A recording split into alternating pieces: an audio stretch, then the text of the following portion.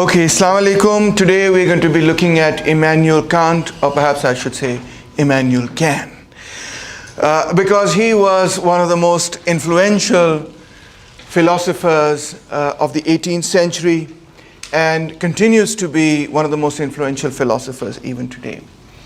At the epistemological level, Kant wanted to combine, on the one hand, the realist philosophers, the continental philosophers, such as Descartes, Spinoza, Leibniz, and so on, with the empiricist philosophers such as Locke, Hume, and others, Bishop Berkeley, and so on. The main distinction between the two was whether reality was to be understood deductively by access to the mind, or whether it was to be understood empirically by observation of facts and inductively. The way that Kant reconciled these two major schools of philosophical thought were to suggest that while on the one hand the thing in itself, whatever lies outside of us, is being perceived by us, on the other hand it is only perceived by us through a series of intellectual lenses that we are born with. He called them a priori. He said these were a priori, such as, for example, our conception of space and our conception of time. We were born with these conceptions, and we can only understand the so-called objective world through the lens of the conceptions that we are born with. Hence, in this particular way, Kant wanted to combine both empiricism as well with continental realism. Whether this synthesis was successful or not is a separate matter, but it was nonetheless hugely influential. But we are not so much concerned with Kant's understanding of epistemology as we are concerned with his understanding of politics and of the Enlightenment in particular. Here again, he was very, very influential. His essay, What is Enlightenment, written in 1784, is arguably the defining essay that helps us understand how liberal philosophy in particular defined the Enlightenment. It wouldn't be wrong on my part to consider Kant as being a liberal. In fact, his views, not just with respect to his ethical theories, but even more importantly, his understanding of what constitutes freedom is so fundamental that you can see it continue right up to ideas in Jean-Paul Sartre. You can see it in existential philosophy. You can also see it in postmodernism. So Enlightenment is a particular period in European history where many ideas that were previously held to be sacrosanct came tumbling down and were challenged by the major thinkers in Europe at the time. And of course, the central ideas of Europe at the time had to do with religion, had to do with Catholicism, had to do with Christianity. Enlightenment thinkers then began to challenge many ideas that were held near and dear for over 1,000 years. They began to challenge them. More importantly, they had the freedom, the intellectual freedom at the time to challenge these ideas, and therefore they ended up creating a more scientific, rational understanding of how the world worked, and in politics they ended up creating republics and eventually democratic states. So the man that defines the Enlightenment for us is Immanuel Kant. He says, Enlightenment is man's emergence from his self-imposed immaturity. Man was immature, and now man has become mature. Man was childish in a certain sense, and now we have emerged from our childishness to understand, or to begin to understand, how the world really works. He says, we must have the courage to use our own understanding. That is the motto of the Enlightenment. अक्सर आपने सुना होगा कि आपके teachers, vice chancellors, lumps के professors वगैरह आपको कहते होंगे कि the purpose of a LUMS education is that you should be able to think for yourself. This slogan has been used many times in academia, also of course in newspapers, and people who are democratic, of a democratic dispensation continue to say to you, think for yourself, think for yourself. Critical thinking is what we want to develop. Well, the slogan, they may or may not know this, but the slogan really comes from all the way back from the 18th century. It comes from Immanuel Kant, and it is a testament to his influence that it continues to be one of the main slogans that we still use, and I think it is more or less a slogan that we continue to use in academia today.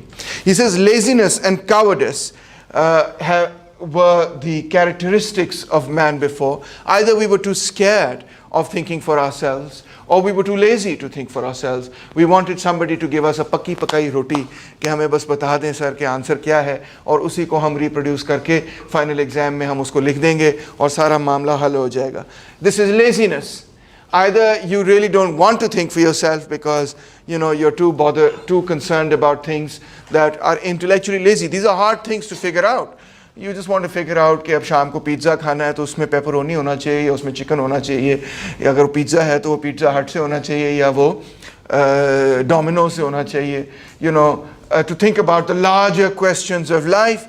What kind of state should we have? What does it mean to be good? How should one be a good person, a good citizen, and so on and so forth. These kind of harder questions. How do we solve the economic problems of Pakistan? How do we enfranchise people in Pakistan?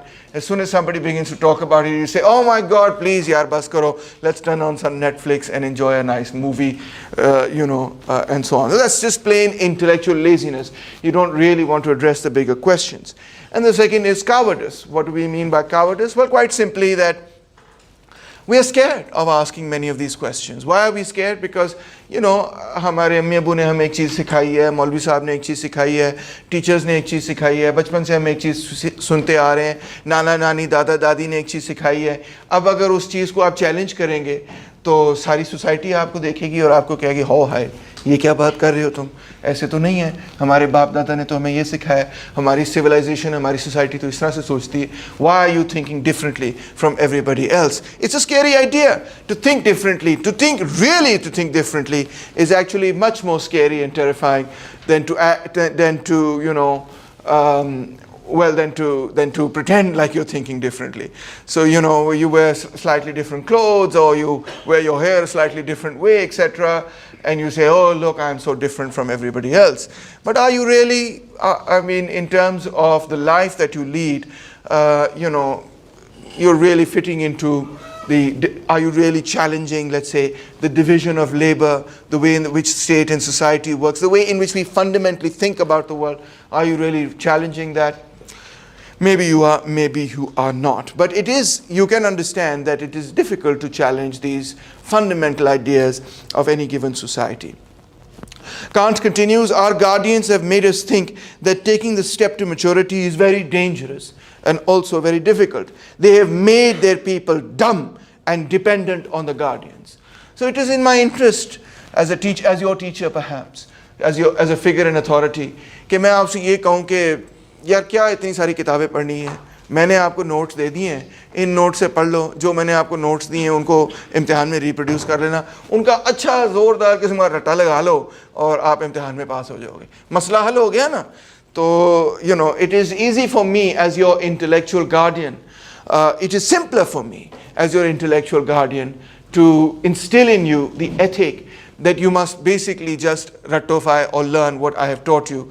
Don't question it, don't challenge it. If you begin to question me, if you begin to challenge me, then not only do you have to work harder, the problem is I have to work harder now to be able to answer your questions. That's why ये जो बच्चा बैठा हुआ है, क्या नाम है, मुझे विषय आपका नाम भूल जाता है, तस्वीम, सही कहा है मैंने? Wow, I'm feeling proud of myself. इसीलिए मैं चाहता हूँ ये लेट ही आए, क्लास में ना आए तो बेहतर है, because he keeps challenging me, and of course as your guardian that makes me work harder, and I don't want to work harder. I want to just come here, do my lecture and go home, and that would be the end of that. Maybe I am a bit lazy, maybe I can be a bit of a coward, because when you ask me the tough questions, I have to give you answers that may not even make you happy and may not make those who are sitting outside of this classroom very happy. So Kant tells us that both cowardice and laziness can cause us to look for easy answers. Only, he says, a few have succeeded in cultivating their minds and freeing themselves from immaturity. Most of us prefer to stay in this state of immaturity. There are a few people who break free, and of course, sadly, they also have to pay the price for breaking free. But it is this freedom, he says, that is the only way that we can achieve enlightenment. Nothing is required of you to gain this enlightenment except freedom. Nothing is needed from society except कि वो जो chains हैं, वो जो पाबंदियां लगाई गई हैं हमारे जहनों पर जो ताले लगाए गए, that mental slavery, उसको हटा दें, बाकी सारा काम आप ही हो जाना है, फिक्र ना करो तुसी. The freedom to use reason publicly in all matters. सबसे पहले तो आप एक सोसाइटी को ये इजाज़त दें कि वो रीज़न मंतक को इस्तेमाल कर सके तमाम मसाइल को हल करने के लिए. रीज़न हमारे मंतक की कुव्वत जो है वो सोसाइटी में एग्जिस्ट ज़रूर करती है, मगर उसकी हदूद मुकर्रर कर दी गई हैं. हमें ये बता दिया गया कि हाँ, इन सवालों पे आप मंतकी जवाब हम आपसे जो है चाहते हैं, मगर इन सवालों पे आपने रीज़न, रैशनलिज्म, लॉजिक को इस्तेमाल नहीं कर रहा. इन सवालों पे आपको मैंने जवाब दे दिया, इनका रट्टा लगा लो और बस यही जवाब है. When there is freedom, the few who can think for themselves will spread the spirit of rationality to everyone. अगर आज़ादी दे दी जाए तो जो चंद लोग वाकई मंतक को इस्तेमाल कर रहे हैं, अपने जहन को इस्तेमाल कर रहे हैं, लॉजिक को इस्तेमाल कर रहे हैं, उनके ख्यालात खुद बहुत जो हैं वो सोसाइटी के अंदर फैल जाएंगे. वो ताकतवर ख्यालात हैं. मगर जो पाबंदियां लगाई गई हैं सोसाइटी पे, उन पाबंदियों के नतीजे में हम उन लॉजिकल आर्ग्यूमेंट्स को कबूल करने के लिए तैयार नहीं हैं, because we fear the consequences. अगर इसमें कोई आपको फिगर चाहिए पाकिस्तान में who is the champion of scientific rationality, reason and logic, it would be of course somebody like Pervez Hoodpoy, who has been talking about this for decades, that we need to be able to think rationally, and that is the only way in which we can create an enlightened Pakistan. Otherwise it's not possible. The public of course attains enlightenment or can attain enlightenment slowly. Aahista Aahista लोग जो हैं वो नई arguments को कबूल करेंगे, but it is possible. Everywhere we see, and he's not just talking about Pakistan, he was talking about Europe at the time. He says we can see restrictions on freedom. Do not argue, they tell us. बहस नहीं होगी यहाँ पे, बल्कि कुछ खोखों पे तो पाकिस्तान के अंदर ये भी लिखा होता था कि यहाँ पे सियासी बहस करना मना है. होटलों पे और खोखों पे वगैरह पे लिखा होता था कि यहाँ पे सियासी बहस करना मना है. Do not argue, drill, says the officer. बस परेड करो, ड्रिल करो, सामने से चकते चक, खत्म हो गई बात. Do not argue, pay, says the taxman. आजकल नेशनल अकाउंटेबिलिटी ब्यूरो जो है वो सबके दर पे चढ़ा हुआ है, और उससे अगर आप ये पूछते हैं कि सर आपने सारा कानून चेंज करके ये बना दिया है कि जो अक्यूज्ड है, जिस पे इल्ज़ाम लगा कि उसने टैक्स चोरी की है, उसको साबित करना पड़ता है कि वो इनोसेंट है. You are guilty till proven innocent rather than being innocent till proven guilty, which is the normal way in which courts proceed. The normal way in which courts proceed is that it has to be established beyond a reasonable doubt that you have in fact stolen money from the government by not paying your taxes. But in the case of the National Accountability Bureau, the onus is on the accused. अगर आपको को खींच के लिया है नैब के अंदर, तो वो कहेगा कि दी, I think, आपका क्या नाम है? Yes. Amna, I think you are living beyond your means. ये बैग जो आपने उठाया हुआ है, फ़ोन जो आपने रखा हुआ है, I don't think you can afford this in your income. अब आओ साबित करो कि वाकई आपके पास इतनी आमदनी है कि जो चीज़ें आपने ख़रीदी हुई हैं वो आप ख़रीद सकते हैं. So the onus is on the other party. So do not argue, pay, says the taxman. Of course, this can also be taken in the context of the famous slogan of the American Revolution. उनका क्या slogan था? No taxation without representation. अगर आप आपसे tax वसूल कर रहे हैं तो फिर हमारी नुमाइंदगी भी होनी चाहिए, सियासत भी हम ही चलाएंगे. So finally, do not argue, believe, says the pastor. And हमारे यहाँ भी जो मजहबी पेशवा हैं वो भी यही कहते हैं कि बहस नहीं करें. कुछ वैसे are very different in this regard, but अक्सर से अगर आप सवाल पूछ लेंगे तो शायद वो आपसे काफ़ी खफा हो जाएं. डिपेंड करता है सवाल भी क्या है. अगर आपको ऐसा सवाल पूछेंगे जो दीन के, मज़हब के दायरे के अंदर है तो फिर तो वो मेरा ख्याल एतराज़ नहीं करेंगे। मगर अगर आप कोई ऐसा सवाल पूछेंगे जो कि वो जिसके हवाले से वो ये तसव्वुर करते हैं कि इसके नतीजे में इन किस्म के सवालात के नतीजे में आप दीन से अलहदा हो रहे हैं, तो फिर ज़ाहिरी बात है वो आपसे काफ़ी खफा भी होंगे। और इसकी तारीख़ भी है। और जहाँ तक ऑफ कोर्स कैथोलिक क्रिश्चियनिटी का ताल्लुक़ है तो वहाँ पे तो आपने देखा कि इंक्विजिशन वग़ैरह जैसे खौफनाक इदारे कायम किए गए इस मकसद के लिए कि लोग जो हैं वो दीन से ज़रा इधर उधर ना हों। What Kant wants in its place is the private and the public use of reason. What does that mean? Well, the private use of reason is employed for one's own ends. So private use means कि मुझे कुछ चीज़ चाहिए, maybe I want to make money, maybe I want fame and fortune, maybe I want to become associate professor, maybe I want X, Y, Z. What I will do is use reason for my private ends. These are private ends. These are not your ends, right? If I get rich, it has no impact on, well, it has no necessary impact on you. So it's for me that I'm doing this. So I can use reason for my private end. And generally we have seen that you are allowed to, even in the most constrictive of society, you are allowed to use reason for a private end. ये कोई इतना बड़ा मसला नहीं है कि अगर आप अपनी फैक्ट्री लगाते हैं तो उसको आप चलाना चाहते हैं कोई रैशनल तरीके से, अपना खोखा लगाते हैं, अपना करियर बनाना चाहते हैं, उसमें आप मंतक को इस्तेमाल कर रहे हैं, रीज़न को इस्तेमाल कर रहे हैं, कोई भी आप पे इस पे एतराज़ नहीं करेगा। Also, this can be restricted without enraging enlightenment. For instance, in civic posts or in office, for instance, अगर आप एक हुकूमती एहलकार हैं, you are an officer of the law, then you have to implement the law. You cannot implement your private reason in that particular instance. So it can be restricted in your case. You can say, doctor साहब यहाँ पे आपकी एक जिम्मेदारी है, आपने यहाँ के बच्चों को पढ़ाना है वेस्टर्न पॉलिटिकल फिलॉसफी, दूसरी चीज़ें अगर आप करना चाहें तो वो कर भी सकते हैं आप, मगर university also has a right to say कि सर सिलेबस जो तय की है, जो कॉन्ट्रैक्ट है between you and the students, वो ज़रूर कंप्लीट करें, फिर अगर आप कुछ और करना चाहते हैं तो कर लें, provided it stage with in the ethical codes set by LUMS, by the university, correct?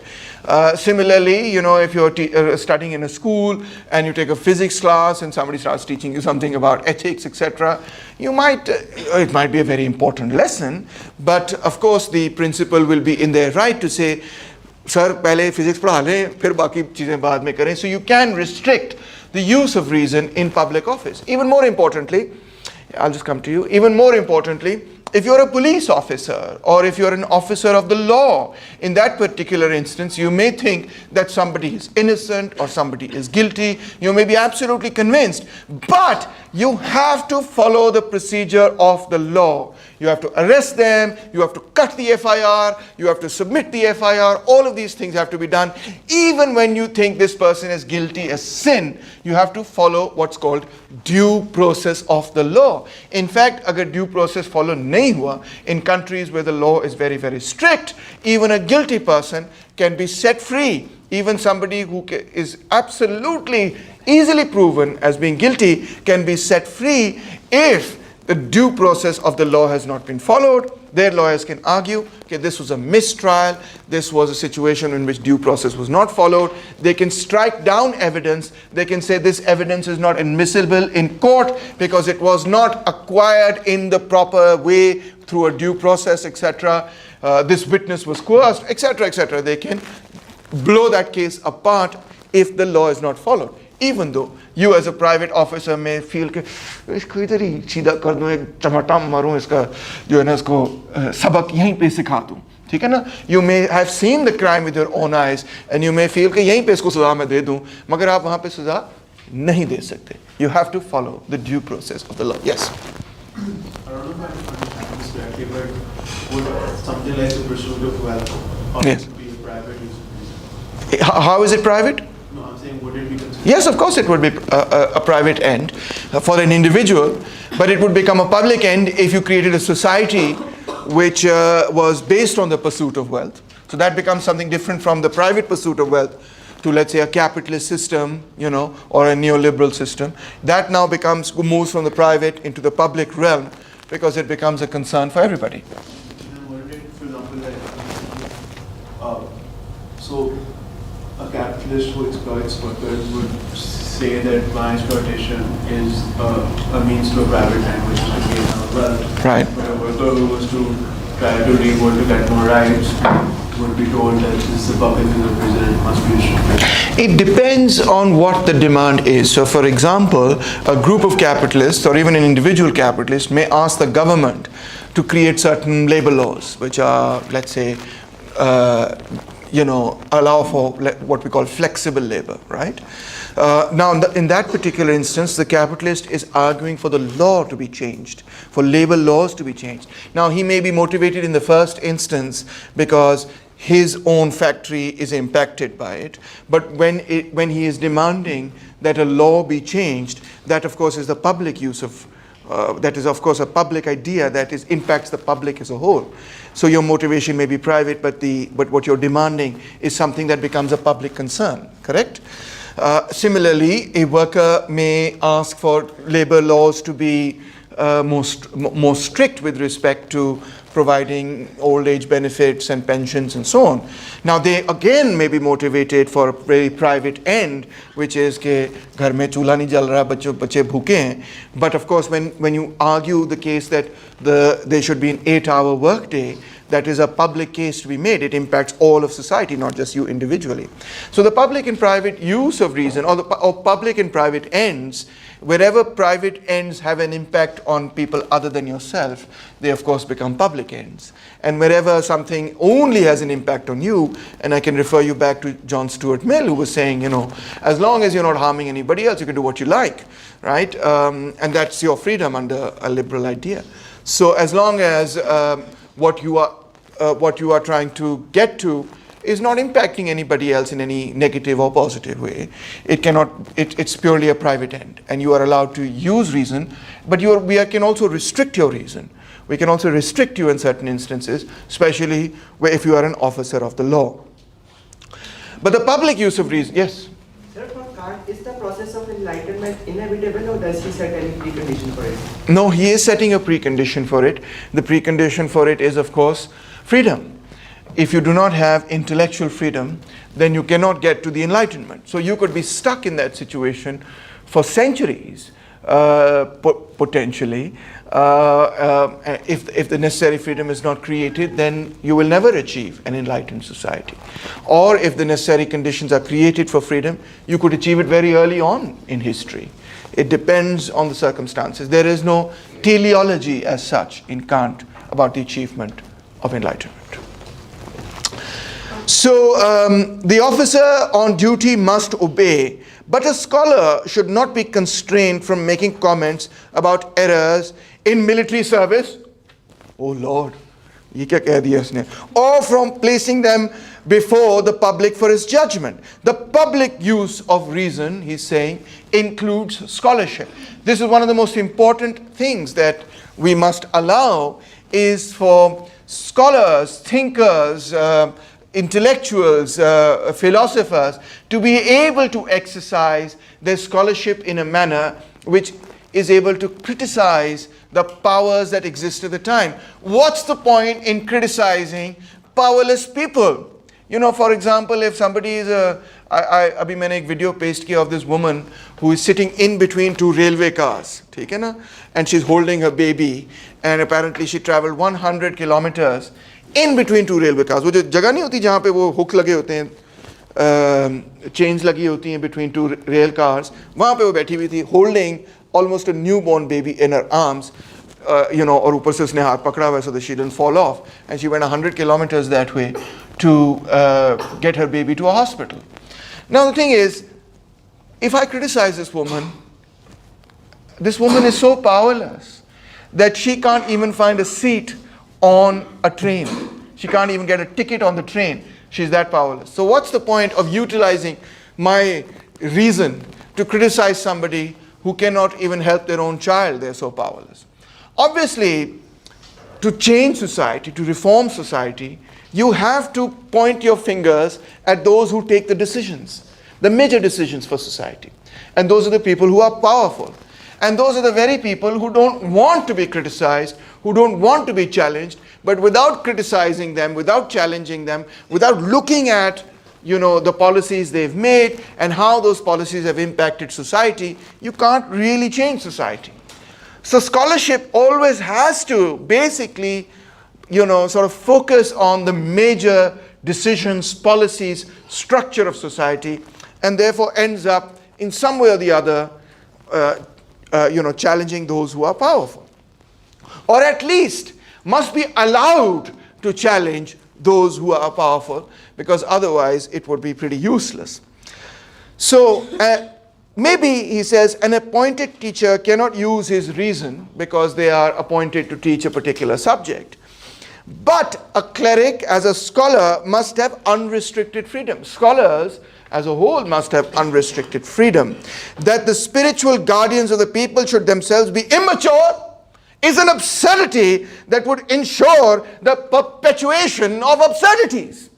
मतलब जिन लोगों ने सोच विचार करके आपको इनलाइटेंड करना है, आपको क्या कहते हैं, सोई हुई नींद से जगाना है, खास तौर पे आपको, ठीक है ना जी? तो अगर वो खुद ही सो जाएं, आपने तो लोगों को जगाना था मैडम, अगर आप खुद ही सो जाएं तो that would be an absurdity that would cause the perpetuation of further absurdities. So the public use of reason is absolutely necessary for society to move forward. Can any oath or contract restrict the public use of reason? Such a contract, Kant says, whose intention is to preclude forever all further enlightenment of the human race, is absolutely null and void, even if it should be ratified by the supreme power, by parliaments, and by the most solemn peace treaties. ऐसा कोई मुआहदा काबिल कबूल नहीं है जो पूरी की पूरी इंसानियत को रात की तारीकी के अंदर डबो दे, समझे? तो ऐसा कोई कॉन्ट्रैक्ट जो है वो काबिल कबूल नहीं. It would be a crime against human nature. इंसान की फितरत के खिलाफ एक जुर्म है. whose essential destiny lies in progress. तरक्की हमारा फरीजा है तो, और हमारा हक है, हमारी डेस्टिनी, हमारी मंजिल है. Any individual may put off enlightenment temporarily for themselves. भाई आपने नहीं enlighten होना, ठीक है, सो जाओ, मुझे नहीं परवाह. But to renounce it forever or for other generations is to violate and trample man's divine rights underfoot. ये तो बहुत ही जुल्म और ज़्यादती होगी अगर आप स्कॉलरशिप पे, पब्लिक यूज़ ऑफ रीज़न पे पाबंदियाँ लगा दें. तो आप ये बेसिकली कह रहे हैं कि इंसानी तरक्की पे आप पाबंदियाँ लगा रहे हैं. इसका ये मतलब नहीं कि हर बंदा जो तनकीद कर रहा है वो दुरुस्त तनकीद कर रहा है, मगर इसका ये मतलब ज़रूर है कि उस तनकीद के बगैर, उस पब्लिक स्कॉलरशिप के बगैर, जो किसी ज़माने के, किसी वक्त के अंदर जो ताकतवर क़ुव्वतें हैं, उनको चैलेंज किए बगैर हम, या जो पॉलिसीज़ हैं उनको चैलेंज किए बगैर समाज तरक्की नहीं कर सकता. Do we live in an enlightened age, he asks? No, we don't. But we do live in an age of enlightenment. We are moving. अभी हमने enlightenment हासिल नहीं की, मगर हम उसकी तरफ सफ़र ज़रूर कर रहे हैं, हम उसकी तरफ बढ़ ज़रूर रहे हैं. A leader who allows men complete freedom in religious matters is himself enlightened and deserves to be praised. ऐसी क़यादत जो कहे कि ठीक है, तनकीद करो, मैं कबूल करता हूँ, मैं इत्तफाक नहीं करूँगा आपसे, ज़रूरी नहीं कि मैं इत्तफाक करूँ, मगर मैं आपका हक नहीं छीनूँगा कि आप मुझ पे तनकीद करें. और ऐसे कायद को जो है हमें, we should praise such a ruler. Only a ruler who is not afraid of his own shadow can say, argue as much as you want and about what you want, but obey. जब कानून बन जाए तो फिर आपने उस पर आप बहस ज़रूर कर सकते हैं, मगर कानून तोड़ नहीं सकते आप. ठीक है, आप ये ज़रूर कह सकते हैं कि ये कानून दुरुस्त नहीं है, मगर जब तक कानून कायम है उस वक्त तक आपने कानून की पासदारी भी करनी है, आपने कानून को ओबे भी करना है. But then you can argue the case that this law for example is discriminatory against women, और it is discriminatory against African Americans, or against religious minorities, or against workers, etc., and it ought to be changed. That freedom should be there.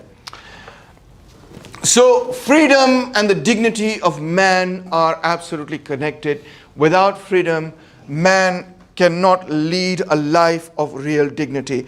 Governments and the powers that be will always profit by treating men who are now more than machines in accordance with their dignity. इंसान को अगर dignity से treat किया जाए, उसके opinion की respect की जाए, उसके डिफरेंस ऑफ ओपिनियन की रिस्पेक्ट की जाए, ऐसी हुकूमतें जो हैं वो मज़ीद ज़्यादा ताकतवर हो सकती हैं, क्योंकि ऐसी हुकूमतें ऐसी सोसाइटीज़ पैदा करती हैं that are able to think for themselves, that are able to reason for themselves, and that are able to progress as a result of the use of reason. This here is a coin that was made commemorating the 250th birthday of Immanuel Kant. That ends my lecture on the Enlightenment. Any questions so far?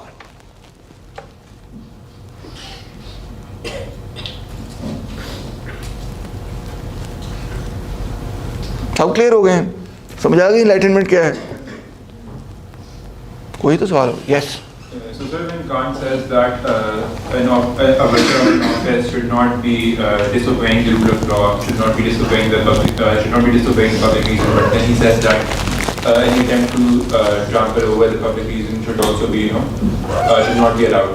So, doesn't he then create a distinction between the worker class and the scholarly class? That distinction exists not just in the time of Immanuel Kant, but exists in our society even today. There is a distinction between those who earn their living by intellectual labor versus those who earn their living by manual labor. That's not a distinction that exists as a consequence of our conceptions. It's a distinction that exists as a consequence of the way in which the economy operates. So just to say, okay, oh, I don't consider any distinction between intellectual and manual labor will not make the actual existence of the division of mental and manual labor go away. Just because you refuse to acknowledge it doesn't mean it goes away, right? This is a very important argument, because we often think that this distinction exists because they are mere conceptions in our mind, and if we knock them out of our mind, then they'll be knocked out of society. For example, we'll often think that if we knock out racist ideas or sexist ideas from our mind, then sexism will collapse, racism will collapse, because intellectually we won't be supporting racist ideas, or intellectually we won't be supporting sexist ideas. But does patriarchy collapse merely because you stop thinking in a patriarchal way? Do you think it collapses? Or is its power rooted in the economy? Is its power rooted in the position and status that women occupy, not only because I think of women in a certain way, but rather the other way. It is already because women are powerless that I can think of them as powerless. So try and understand before you ask another question. Is it that women are powerless because men think of them as powerless? Or is it that men think of them as powerless because in reality women are powerless? Because the two have very different consequences as an activist, right? As an activist, if you think women are powerless in reality in the economic sphere, then like Virginia Woolf, you would say that in order for women to have freedom, the precondition of that would be economic independence. If women have economic independence, then they would become, as many men do, if they have that real economic independence, they're not dependent on other men for their livelihood, then they would automatically become more powerful. That's one argument. That's one branch of feminist activism, right? Or Marxist or socialist feminist activism goes along that way. There's another branch which says, no, that's, yes, of course we want economic empowerment, but the real focus ought to be on conceptions of that men, certain conceptions, patriarchal conceptions about women. And they may be conceptions that men have, they obviously benefit men, but they may also be conceptions that women have that don't benefit women, right? Women may hold conceptions that hurt themselves. People can often hold conceptions that hurt themselves, right? In which instance, we focus all our energy on challenging those conceptions, but maybe we don't really focus too much energy on economically empower women, right?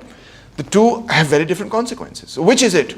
Is it that women were economically weak as a consequence of which all these conceptions about their weakness in other spheres of life are the product of that real economic division of labor, where women are basically domestic servants, wives are domestic servants? If that is the division of labor, then we would see conceptions arise on the basis of that. Or is it the other thing? Is it that they became weak because we had certain conceptions of them and that reduced them to domestic slaves? For example, with African slavery, is it that, or rather racism, is it that some people went and took 12, 13 million black people, slaves from the African continent, and use them on plantation colonies, etc., that gave rise to the conceptions of racism as justifications for that particular action? Or is it that racism is merely a mental construct? Of course, it is a mental construct, there's no doubt about it, it is a social construct. But if we just get rid of the social construct, the mental construct, and we think of black and white people as being, equal, etc., but we don't undo that old division of labor which rendered African American people at the lowest rungs of society, as mainly the working people of that country. If we don't undo that division of labor, do you expect that racism will disappear? So Kant is not creating, in defense of Kant, I would say, Kant is not creating the distinction between mental and manual labor. He is merely observing that distinction already exists. What he is further saying is that those who are scholars, those who are thinkers, those who are philosophers, those who have spent all the decades of their life trying to understand how the state works, how society works, how the economy works, how politics works, how ethics works, how have studied sociology, have studied all these matters between men and women, between workers and capitalists and slaves and plantation owners, and looked at the history of Pakistan, etc., etc., etc., etc. If now you tell them कि हाँ जी research जरूर करें, मगर उसमें से नतीजा ये निकलना चाहिए कि मिलिट्री का बजट बढ़ा दिया जाए, या रिसर्च जरूर करें मगर उसमें से नतीजा ये निकलना चाहिए कि इस काउंसिल ऑफ इस्लामिक आइडियोलॉजी जो है वो ही कानून बनाए, ठीक है, रिसर्च जरूर करें मगर उसमें से नतीजा ये निकलना चाहिए कि PMLN, PTI या पीपल्स पार्टी की हुकूमत बने, जो भी वो आप उसको कहें, जिस भी डब्बे के अंदर आप उसको फिट करना चाहें, अच्छा हो या बुरा हो, ये अलग बहस है, मैं ये नहीं कह रहा कि ये बुरा है अच्छा है, अच्छा हो या बुरा हो, पहले से ही अगर आप पाबंद कर दें अपनी इंटेलेक्चुअल क्लास को कि ये नतीजा निकालना है, फिर मैं आपको ये फंडिंग दूंगा, तो मेरा ख्याल है कि what Kant is trying to say is that you are basically not allowing the scholars of your society, या फिर आप उसको डंडे के जोर से कहें कि अगर इससे कोई और नतीजा निकाला तो तुम मिसिंग हो जाओगे, ठीक है ना। तो अगर आप पाबंद कर दें अपनी इंटेलेक्चुअल्स को कि भाई ये चीज़ें आप सोच सकते हैं, वो चीज़ें आप नहीं सोच सकते, चाहे वो खौफ के ज़रिए हो या वो लालच के ज़रिए हो, तो फिर आप अपनी ही सोसाइटी को डिनाई कर रहे हैं वो अपॉर्चुनिटी कि वो सोसाइटी जो है उनकी स्कॉलरशिप और उनकी रिसर्च से और उनकी इंटेलेक्ट से और उनके काम से बेनिफिट कर सके। हो सकता है कि आप इंडिविजुअली बेनिफिट नहीं करेंगे, इसीलिए शायद आप उसको मना कर रहे हैं, मगर सोसाइटी बेनिफिट करेगी। और अगर आप वसीउल कल्बी से थोड़ा सा इस पर गौर करें, ब्रॉड माइंडेड होकर ज़रा गौर करें, अगर सोसाइटी बेनिफिट करेगी तो भाईजान फिर आप भी बेनिफिट करेंगे, ठीक है ना। फौरी तौर पे शायद नहीं आप बेनिफिट करें, मगर लॉन्ग टर्म में आपको भी बेनिफिट होगा उसका। That's what Kant is trying to say, that a society as a whole benefits from allowing its thinkers the freedom to use reason for public ends. If you allow that, then society will progress.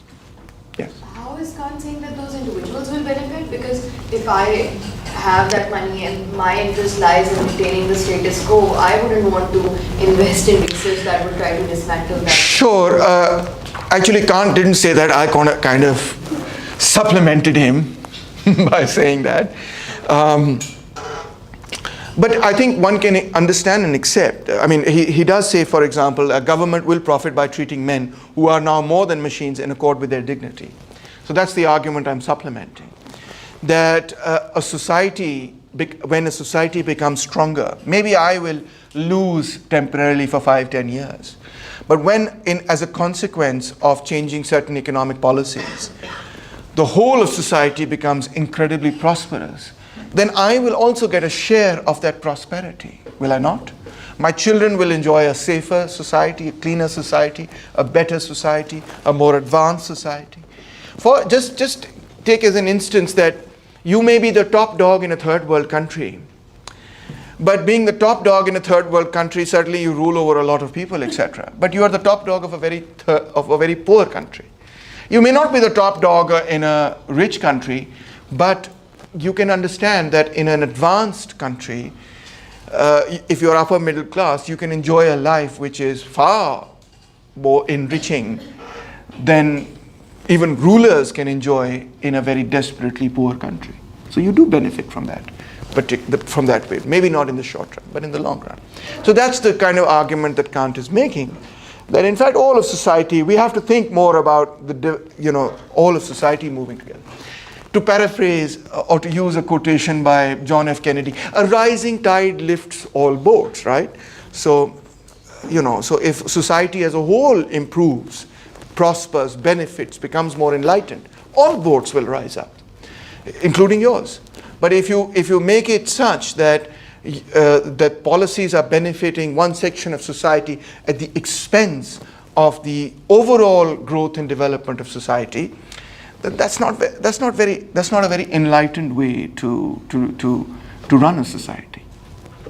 That, I think, is Kant's argument. Yes. Isn't he saying that when you are in the system, just follow it, but it doesn't preclude you from criticizing it? That is correct.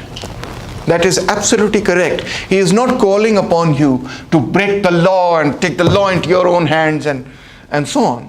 But he is merely calling upon the powers that be in his time to give society and its thinkers the right to rethink the law, to think about it and to the right to challenge it, to the right to be able to come up with better laws.